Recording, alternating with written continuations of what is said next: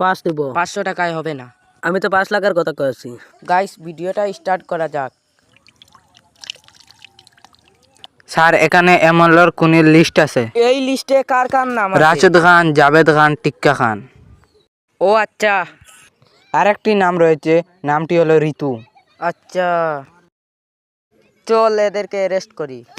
নাম আমার মির্জা, আমি যাকে একবার চেপে দেই সে আর সুস্থ থাকে না। এই তুই নচ্ছিস এমএলএর ছেলের কুনি, যা হ্যান্ডকাফ নিয়ে আস। এই কত টাকা দিবি? ছেড়ে দিব। 5 দিব। 500 টাকায় হবে না। আমি তো 5 লাখের কথা কইছি। ওই ও আসার আগে পালিয়ে যা। ঠিক আছে। ওরা কোথায় গেছে? ওরা তো পালিয়ে গেছে। আচ্ছা ঠিক আছে চলো। আচ্ছা ঠিক আছে চলো, সেকেন্ড আসামিকে ধরতে যাই। চলো।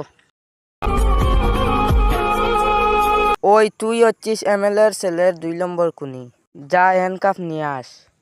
না স্যার আমি যাব না, আমি যাবার পর আসামি চলে যায়। ঠিক আছে, এদেরকে এভাবে নিয়ে চলো। গাইস ভিডিওটি ভালো লাগলে চ্যানেলটা সাবস্ক্রাইব করুন।